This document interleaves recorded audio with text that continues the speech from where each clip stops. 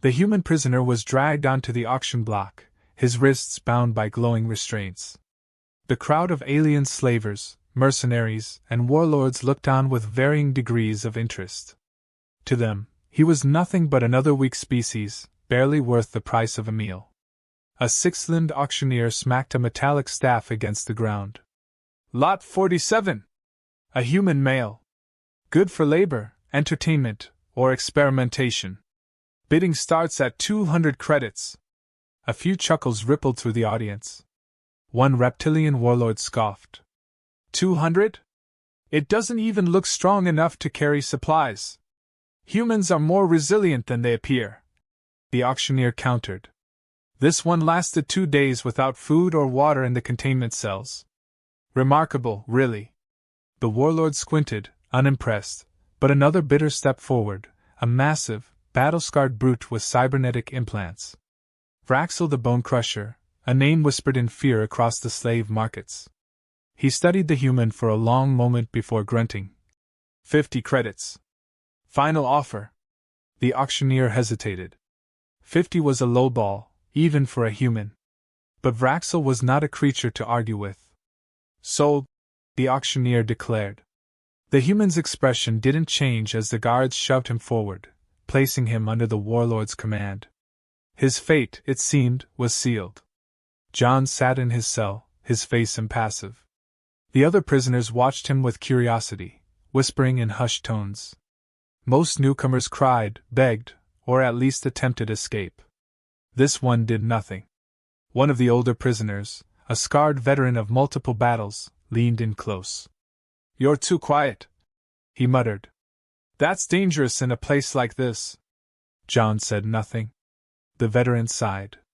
"You understand me, don't you?" Still, no response. The veteran studied him for a while before shaking his head. "You ain't broken. You're waiting." A loud clang echoed through the chamber as a guard stomped toward John's cell. A stocky, pig-like alien with a foul temper and a love for tormenting prisoners. He smirked as he leaned against the bars. "Not so special now, are you, human?" The guard tapped a control panel, sending a jolt of electricity through the restraints on John's wrists. His muscles tensed, but he didn't cry out. That only annoyed the guard more. "Not even a scream?" The alien sneered. "Figures. You softskins break so easily. I saw your records. No real skills, no real history. Just another body to toss into the mines." John looked at him then, just for a second.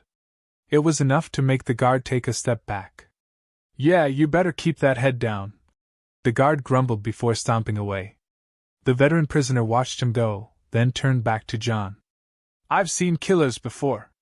You got the eyes, but you ain't acting like one. That means one of two things: either you're already dead inside, or you're waiting for something real bad." John closed his eyes. The waiting was almost over. The guards didn't realize what they had until it was too late. Vraxel's second-in-command was casually scrolling through a confiscated data tablet, reviewing the latest acquisition reports. The human's file popped up, and he barely glanced at it before preparing to delete it. Then his eyes locked onto a single word. He frowned. Opened the full report. His breathing grew uneven as he scanned the details. A moment later, he bolted into Vraxel's chambers. "My lord," he gasped, barely able to contain his fear. "The human, Lot 47, we need to execute him immediately." Vraxel raised an eyebrow. "You interrupted my meal for this? You don't understand," the officer stammered, shoving the data tablet forward. "His call sign. It's Reaper." The room fell into silence. The temperature seemed to drop. Vraxel stared at the word on the screen. It wasn't possible. 1,000 rumors had spread through the underworld about a human warrior who fought without mercy, a ghost on the battlefield, a name that entire armies feared to whisper. Reaper. Vraxel clenched his fists, forcing himself to breathe. "Are you certain?" The officer swallowed hard. "The records match. He was part of the Terran Black Operations Division. Wiped out an entire battalion of the Valzoran Horde. He should be dead, but..." The warlord stood, his massive frame casting a long shadow over the trembling officer. "Get me everything you can on him. No one speaks a word of this. If the crew finds out we have him, panic will spread through this ship like wildfire." The officer hesitated. "And the human?" Vraxel stared at the screen again. At that single, terrifying word. "Double the guards," he muttered. "We'll decide what to do with him later." But deep down, he knew there might not be a later. Vraxel had seen fear before. He had caused it, fed off it, and used it to dominate the weak. But this was different. This was the kind of fear that settled in the bones and refused to leave. The name, Reaper, was not just a call sign. It was a legend. A whispered nightmare among slavers and warlords. The kind of soldier who wasn't just a killer but an executioner, a force of nature that turned the tide of entire wars. Vraxel had never believed the stories.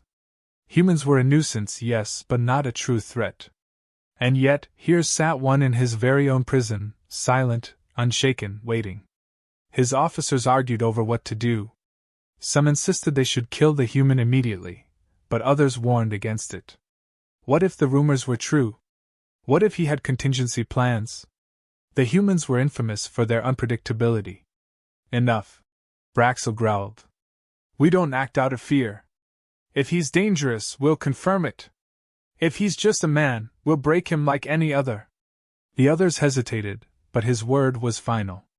Vraxel turned his gaze toward the security monitors. The human sat in his cell, completely still. A legend or not, he was still just flesh and bone. Vraxel would see for himself what kind of man they had captured.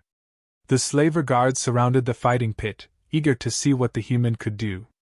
Vraxel stood on the viewing platform, arms crossed. "Put him in," he ordered.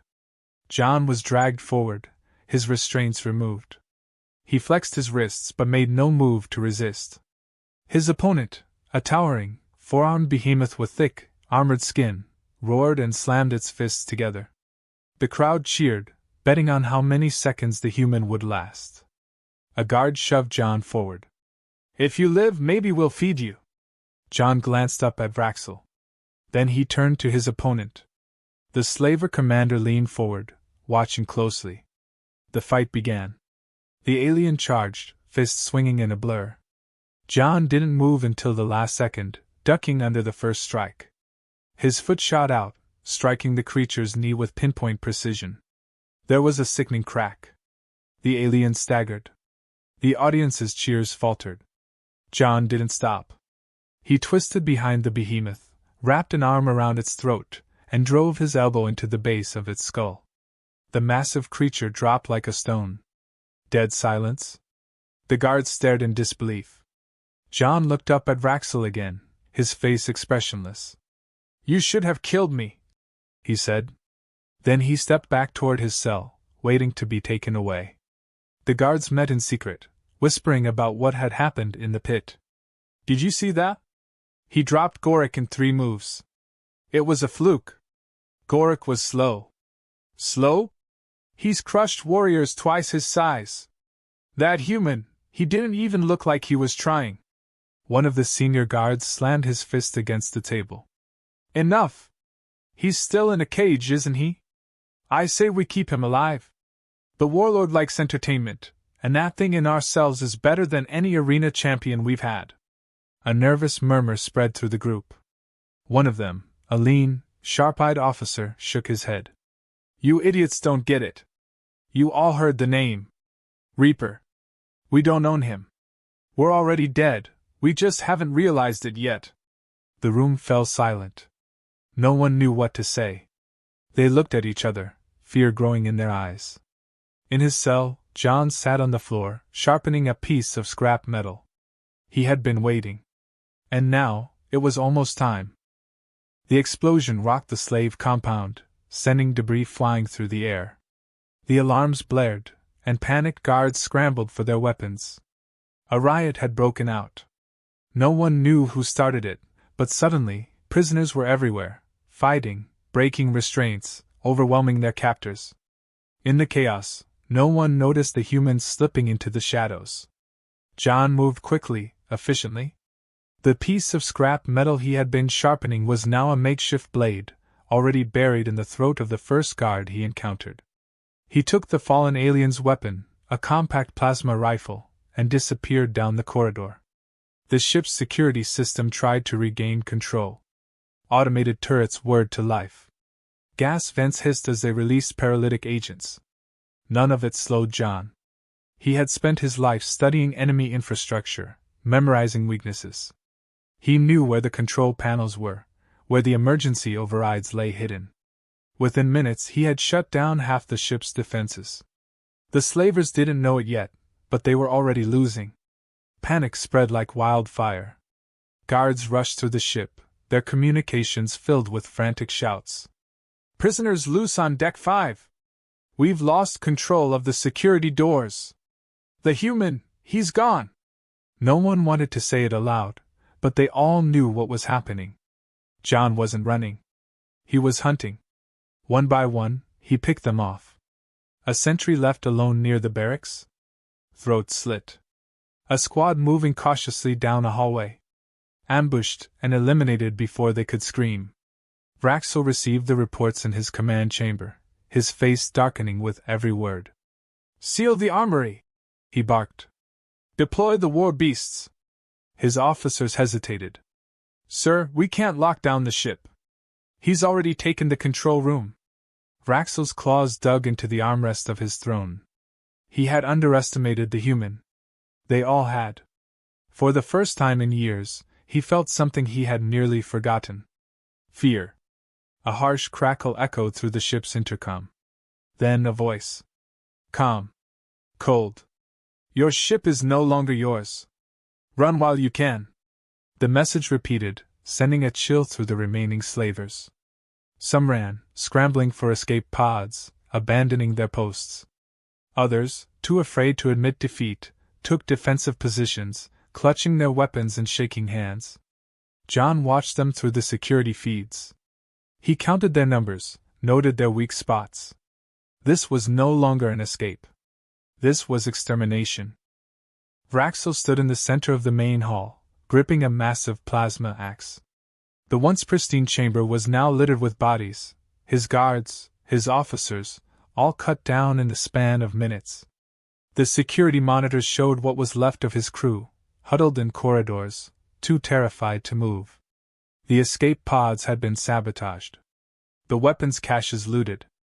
The slaves were free, and the ship was no longer under his control. And then, the doors opened. John stepped inside, his stolen rifle slung over his shoulder.